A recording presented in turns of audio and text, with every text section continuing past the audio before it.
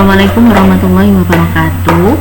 Selamat pagi anak-anak sekalian. Salam kenal sebelumnya. Nama saya Ibu Hilda Mazarina Devi. Hari ini saya akan menyajikan video mengenai konsep dasar eliminasi urin. Harapannya ini tidak hanya eliminasi urin, tapi saya juga menjelaskan tentang eliminasi fekal, dan nanti ada asuhan keperawatan untuk masalah gangguan eliminasi urin maupun fekal. Kemudian harapannya dengan adanya video ini adalah membantu kalian yang kesulitan bergabung dalam Zoominar yang akan kita laksanakan pada tanggal 5, 6, dan 7 Oktober nantinya. Kita lanjut saja. Ini konsep dan tujuan pembelajaran dari eliminasi urin adalah menjelaskan pengertian, menjelaskan anatomi fisiologi, mengidentifikasikan eliminasi normal, menyebutkan faktor-faktor yang mempengaruhi kebiasaan berkemih, serta nanti asuhan keperawatan pada masalah eliminasi. Ini akan saya gabung nanti dengan masalah eliminasi fekal.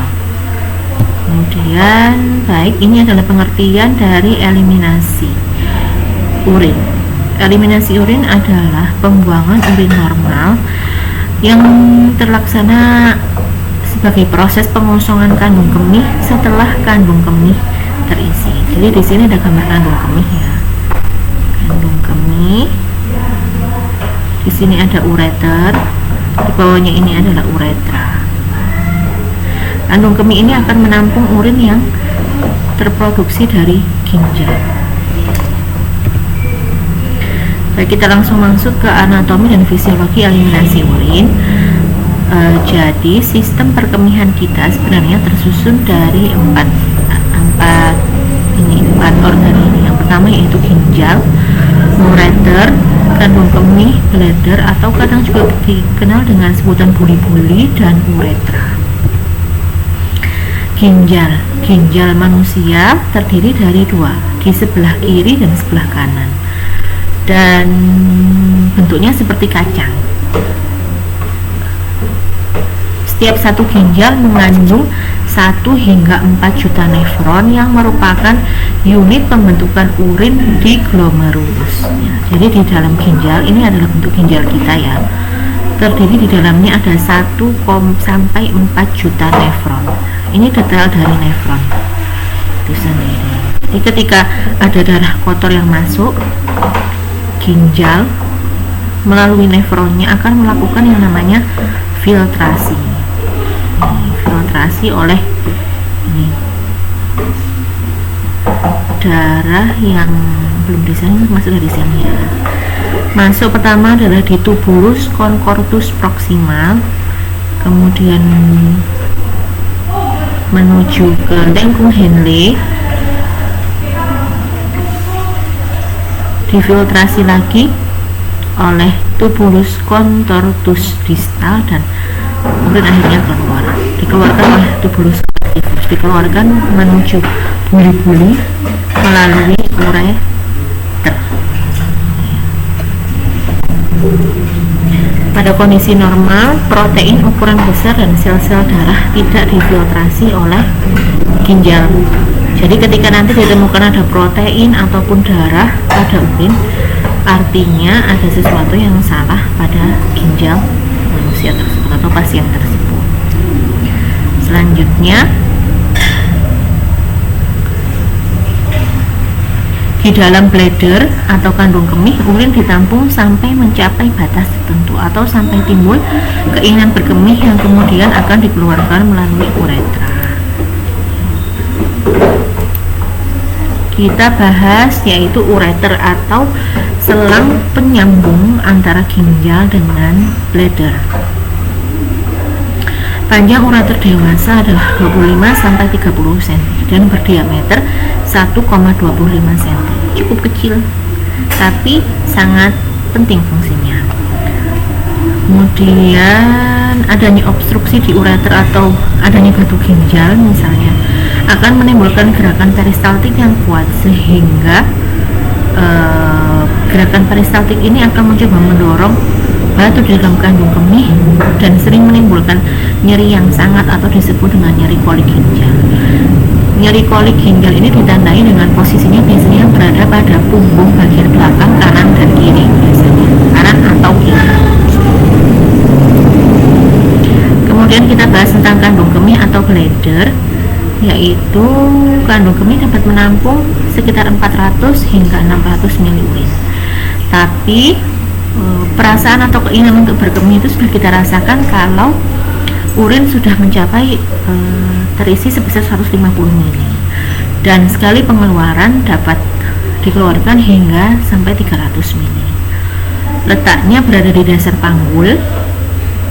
Sifatnya seperti balon, dia dapat membesar juga dapat mengecil ketika kosong. Syaraf yang mengatur untuk aktivitas bladder sendiri adalah saraf otonom atau saraf simpatis yang terpusat di bagian sakral nomor kedua dan ketiga. Pada orang dewasa, normal jumlah urin adalah 1,2 hingga 1,5 liter per hari atau 50 ml per jam. Ini komposisi urin 95% air dan 5% elektrolit dan zat organik hasil sisa pembuangan. Pengeluaran urin sangat tergantung dengan intik cairan. Kalau intik kalian bagus atau banyak air yang diminum, maka akan juga banyak air yang dikeluarkan. Hal tersebut wajar. Kemudian ada juga faktor penyakit seperti diabetes, infeksi pada glomerulus, dan penggunaan obat-obatan diuretik juga mempengaruhi jumlah pengeluaran air ketika seseorang sedang berkemih. Apabila kondisinya pengeluaran urin kurang dari 30 ml per menit, sedangkan masukan cairannya sudah cukup 1-2 liter per hari, maka kemungkinan dapat terjadi yang namanya gagal ginjal karena urin tidak dapat diproduksi secara normal. Kemudian tentang uretra. Uretra merupakan saluran pembuangan urin keluar dari tubuh. Dalam kondisi normal, aliran urin yang mengalami turbulasi membuat urin bebas dari bakteri. Panjang uretra wanita lebih pendek, yaitu sekitar 4 hingga 6,5 cm. Sehingga hal tersebut meningkatkan faktor resiko terjadinya infeksi saluran kemih pada wanita.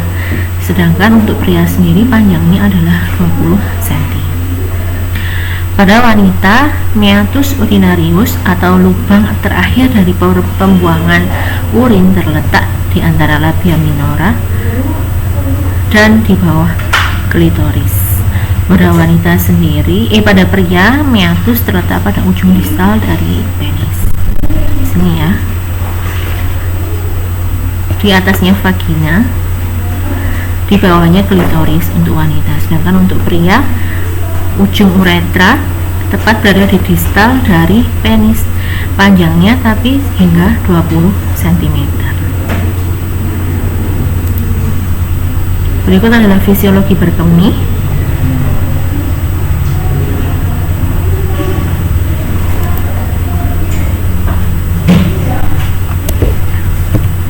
Jadi prosesnya adalah ketika urin masuk ke dalam kandung kemih mencapai 150 hingga 300 ml, akan terjadi penegangan otot dinding kandung kemih atau yang dinamakan otot detrusor. Kemudian otot ini akan mengirimkan impuls atau sinyal atau respon yang berjalan melalui serabut aferen menuju medula spinalis dan korteks cerebri, sehingga akan timbul keinginan untuk berkemih.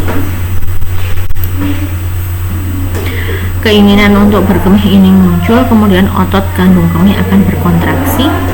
Otot detrusor akan berkontraksi sehingga akan membuka sfinkter atau katup penutup yang di bagian interna, kemudian membuka katup sfinkter eksterna, akhirnya timbul rangsangan untuk berkemih. Pengeluaran urin juga dipengaruhi adanya kontraksi otot dinding abdomen dan diafragma. Ini sama ya. Kemudian apa yang harus diketahui tentang eliminasi urin normal? Seperti yang sudah saya bilang tadi, bergantung dari jumlah cairan yang masuk. Semakin banyak cairan yang masuk, secara normal juga harus banyak cairan yang keluar juga.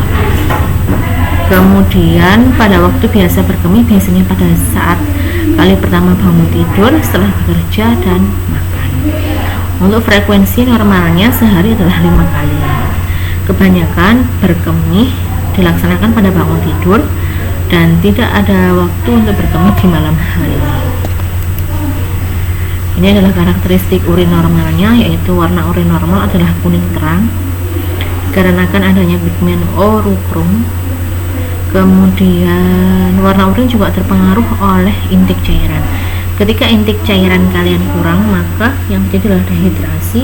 Konsentrasi urin akan menjadi lebih pekat dan kecoklatan. Selain itu, penggunaan obat-obatan seperti multivitamin, zat besi juga menyebabkan warna urin yang bisa menjadi merah atau bahkan kehitaman. Kemudian bau urin sendiri adalah bau khas amonia. Jumlah urin seperti yang tadi sudah saya jelaskan adalah sekitar 1,2 hingga 1,5 mili per hari atau 150 hingga 600 mili sekali berkemih. Seperti itu. Nah, semakin berkurang asupan cairan kita, maka biasanya akan semakin pekat. Semakin pekat urin yang diproduksi oleh tubuh kita. Apa saja faktor yang mempengaruhi kebiasaan berkemih? Antara lain pertumbuhan dan perkembangan, sosiokultural, psikologis, kebiasaan atau gaya hidup seseorang, aktivitas dan tonus otot, intik cairan dan makanan, kondisi penyakit, dan pembedahan. Nah, ini intik cairan dan makanan itu termasuk. Jadi kebiasaan minum dan makan tertentu seperti kopi, teh, coklat, dan alkohol akan menghambat yang namanya antidiuretik hormon, sehingga akan meningkatkan pembuangan dan ekskresi urin. Tidak jarang bagi orang-orang yang sensitif dengan kafein, terutama yang ada dalam kopi, teh, dan coklat, mereka akan lebih sering berkemih dibandingkan orang lain. Bahkan kadangkala bau urinnya juga khas, ada bau kopi, bau teh, atau jika kalian suka makan jengkol atau pete, nah itu juga mempengaruhi dari bau yang timbul dari urin yang diproduksi. Kemudian juga ada pengobatan. Penggunaan terapi diuretik akan meningkatkan output urin.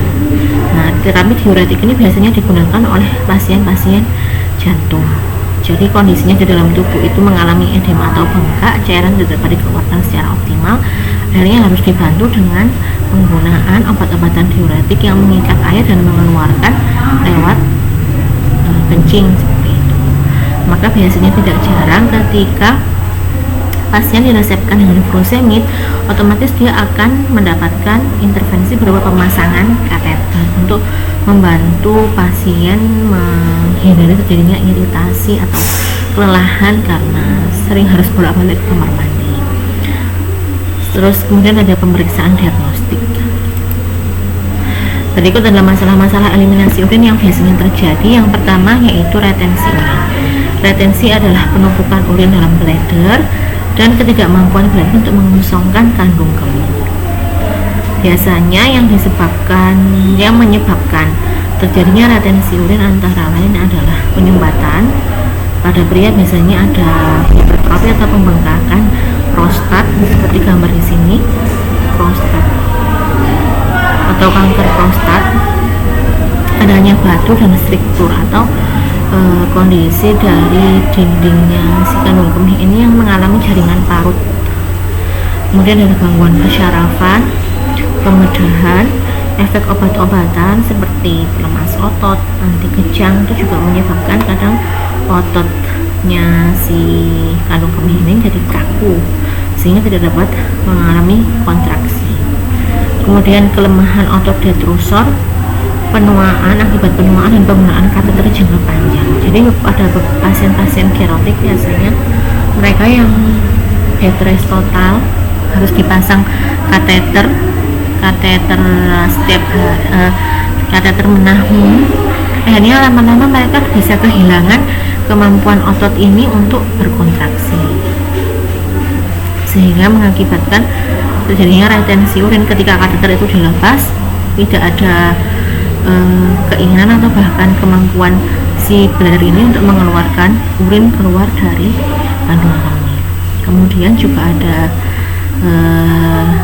infeksi yang menyebabkan retensi urin, biasanya terjadi pada prostat maupun infeksi pada kandung kemihnya sendiri, biasanya terjadi pada wanita. Nah, untuk masalah retensi urin ini sendiri,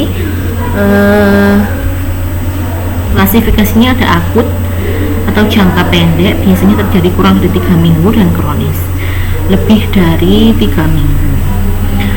Solusinya, intervensi yang pertama biasa dilakukan untuk masalah retensi urin adalah pemasangan kateter urin. Nanti kalian akan belajar di sistem perkemihan lebih lanjut.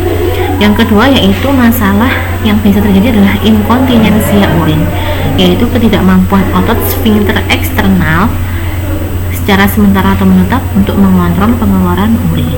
Biasanya kondisi inkontinensia urin itu terjadi pada wanita gara-gara obesitas, riwayat hamil dan melahirkan, atau wanita yang lansia juga biasanya lebih sering mengalami atau mengeluhkan masalah ketidakmampuan untuk mengontrol pengeluaran urin. Ada 4 jenis stres. Contohnya ketika ada stres atau tekanan di perut, maka otomatis kandung kemih biasanya ikut tertekan sehingga keluarlah si urin ini mengompol sedikit demi sedikit. Nah, itu contohnya batuk dan tertawa sampai terkencing-kencing. Ini contoh terjadinya stres inkontinensia. Kalau urge inkontinensia yang terjadi adalah saat pasien terdesak ingin berkemih atau tiba-tiba berkemih. Hal ini diakibatkan oleh saluran kemih bagian bawah mengalami spasme atau kontraksi yang berlebihan, overdosis obat, atau bahkan peningkatan konsumsi kafein atau alkohol. Jadi sering kebelet pipis anyang-anyangan, kalau orang Jawa bilang itu anyang-anyangan, itu namanya urge inkontinensia. Kemudian yang ketiga adalah overflow inkontinensia, yaitu pada urin akan menumpuk dan hanya dapat keluar saat tekanannya sangat tinggi. Keluarnya sedikit namun terjadi secara tiba-tiba. Kemudian ada mix. Mix itu biasanya kombinasi antara stres dan urge secara bersamaan. Langkah-langkah biasanya dilakukan untuk mengobati dan mencegah terjadi inkontinensia urin adalah dengan penguatan otot dasar panggul, senam kegel, obat-obatan, dan operasi. Kemudian ini ada enuresis, bisa terjadi pada anak-anak kurang dari 7 tahun dan lansia. Kalau siang dinamakan diurnal, jadi dia tidak mampu mengontrol berkemih. Pada siang hari dinamakan diurnal, sedangkan pada malam dinamakan nocturnal. Biasanya yang dilakukan adalah bladder atau toilet training per 2 jam sekali. Kemudian ada perubahan pola berkemih yang dipengaruhi oleh frekuensi, urgensi, dysuria, poliuria, urinary supresi. Ini bisa dibaca satu persatu nanti ya. Saya akan bagikan slide-nya juga.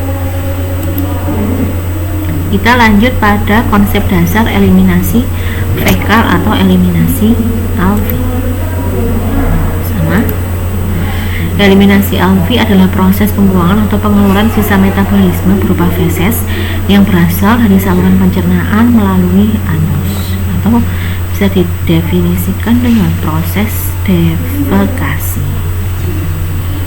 Ini anatomi dan fisiologi eliminasi fekal erat berhubungan dengan sistem pencernaan bagian bawah, yaitu mulai dari usus hingga usus besar.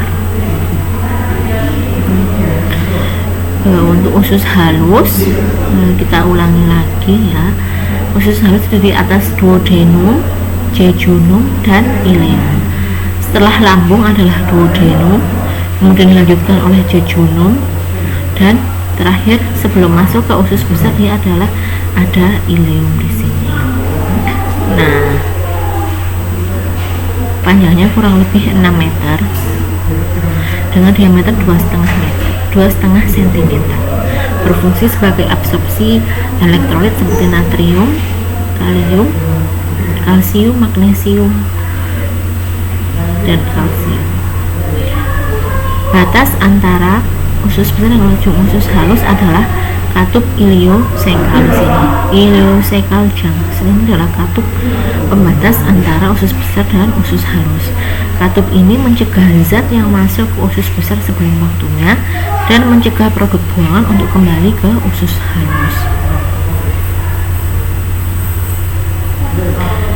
Seperti itu. Makanan yang diterima oleh usus halus adalah berbentuk setengah padat atau chine, baik berupa air, nutrien maupun elektrolit yang kemudian akan diabsorpsi nutrisinya oleh usus halus.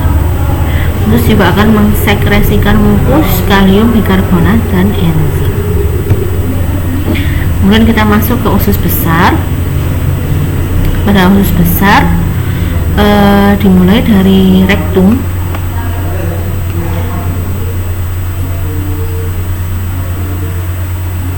kolon hingga anus. Rektum, kolon hingga anus. Usus besar memiliki panjang kurang lebih 1,5 meter atau diameternya 6 cm. Usus besar dimulai dari bagian bawah dari katup iliocecal tadi, kemudian masuk ke kolon ascendant, transversum dan descendant, diakhiri dengan kolon sigmoid, rektum dan anus. Ini mohon maaf, ini keliru ya. Saya akan ganti PPT-nya nanti dengan yang terbaru. Kemudian produk buangan yang memasuki usus besar adalah berupa cairan. Jadi sisa dari usus halus yang memasuki usus besar adalah berupa cairan. Kemudian cairan ini yang akan diserap oleh usus besar, sehingga setiap harinya saluran usus besar akan menyerap sekitar 800 hingga 1 liter cairan. Penyerapan inilah yang menyebabkan feses mempunyai bentuk dan wujud setengah padat. Jika penyerapan tidak baik, maka biasanya konsistensinya akan lebih cair atau kita kenal dengan diare. Tapi juga ketika penyerapan atau kontraksinya terjadi terlalu cepat, maka akan terjadi terlalu banyak penyerapan air yang bisa menyebabkan sembelit atau feses yang terlalu kering dan keras. Ini kolon sigmoid mengandung feses yang sudah siap untuk dibuang. Sigmoid di bawah sini disalurkan kepada rektum untuk anus. Gerakan peristaltik yang kuat oleh usus besar akan mendorong feses ke depan. Gerakan ini biasanya terjadi 1 hingga 4 kali dalam waktu 24 jam. Biasanya peristaltik akan lebih sering terjadi pada waktu kita selesai makan. Maka tidak heran pada beberapa orang mungkin setelah makan malah kebelet beol. Padahal yang terjadi memang beol ini adalah bukan makanan kita yang barusan kita makan terbuang dan nutrisinya terbuang. Kita tidak bisa jadi gemuk karena makanan kita yang kita makan langsung terbuang, tidak seperti itu. Sebenarnya feses sudah melalui berbagai proses yang panjang di dalam usus besar, dan yang kita buang adalah makanan kita yang kita makan kemarin. Sisanya biasanya dibuang 1 hingga 2 hari setelah pembuangan feses yang pertama. Atau bahkan untuk beberapa orang yang pencernaannya sangat baik, biasanya punya jam-jam tertentu untuk melakukan buang air besar, setiap pagi contohnya atau setiap malam. Ini fungsi kolon adalah absorpsi, proteksi, sekresi, dan eliminasi. Ada 4. Gerak kolonnya ada haustral sapping dan haustral constriction. Bisa dibaca sendiri-sendiri ya. Haustral sapping adalah gerakan mencampur, sedangkan haustral constriction adalah gerakan mendorong. Dengan gerakan peristaltik untuk feses dapat maju keluar menuju anus. Kontraksi sphincter ani externus dapat diatur sehingga proses defekasi dapat ditunda sampai keadaan yang memungkinkan. Proses tersebut akan menghilang setelah beberapa menit dan baru akan timbul ketika ada massa feses tambahan yang masuk ke dalam rektum. Tapi biasanya apabila hal ini dibiarkan atau kita bilang menahan keinginan untuk buang air besar, lama-lama dapat timbul yang dinamakan rasa nyeri dan gangguan konstipasi seperti gangguan defekasi seperti konstipasi atau yang feses yang mengeras. Ini prosesnya sama, dia memiliki dua sphincter seperti pada pada sistem perkemihan tadi ya, ada sphincter internal dan sphincter eksternal. Sphincter internal berada pada rektum dan sphincter eksternal berada pada anus. Ini adalah proses defekasi yang sehat. Ternyata dari beberapa penelitian yang sudah terpublish diketahui bahwa posisi defekasi yang sehat adalah posisi jongkok dibandingkan dengan posisi duduk. Hal ini karena ketika kita jongkok terjadi penarikan otot puborektalis yang optimal dan jalur feses melalui anus itu menjadi lebih lancar, lebih lurus, terlihat lebih lurus seperti ini. Sedangkan kalau duduk ternyata puborektalis masalah tidak tertarik dengan sempurna, yang terjadi justru dia harus anus atau usus harus berkontraksi dengan lebih keras, sehingga kadang jarang kita jumpai, sering kita jumpai orang-orang yang mungkin defekasi sambil duduk biasanya memiliki gangguan pada anusnya seperti hemoroid, kanker usus karena posisi duduk yang salah, posisi berdefekasi yang salah, mohon maaf. Nah, bagaimana kalau toilet di rumah adanya hanya toilet duduk, Bu? Ya, bisa kita modifikasi dengan pemberian kursi kecil di bawah yang diletakkan di kaki kita, atau juga agak menjinjit dan membentuk posisi jongkok ketika sedang duduk. Kemudian defekasi yang sehat juga dipengaruhi oleh pola makanan, pola konsumsi. Semakin tinggi serat yang kita konsumsi akan semakin bagus bentuk dari si fesesnya. Selain makanan serat tinggi juga air ya ini. Setelah itu juga ada teknik pernafasan. Jadi ternyata diketahui bahwa ketika kita membuka mulut ketika defekasi itu akan membantu membuka otot bagian bawah juga, otot anus. Jadi bisa dicoba sendiri, dipraktikkan sendiri di rumah masing-masing. Ketika berdefekasi ternyata ketika kita membuka mulut, menghembuskan nafas, mendesis dari hidung, tarik nafas dari hidung kemudian dikeluarkan lewat mulut, ternyata itu juga membantu proses defekasi dengan lebih mudah dan lebih sehat tanpa perlu melakukan tekanan atau ejanan yang terlalu berlebihan. Ini karakteristik feses yang sehat. Feses normal terdiri atas massa padat dan berwarna coklat karena disebabkan oleh mobilitas bagian hasil reduksi pigmen empedu dan usus kecil. Ini yang sehat ya, menandakan usus yang sehat, sedangkan warna gelap, keras, dia berbau dengan sangat atau busuk menunjukkan usus yang kurang sehat.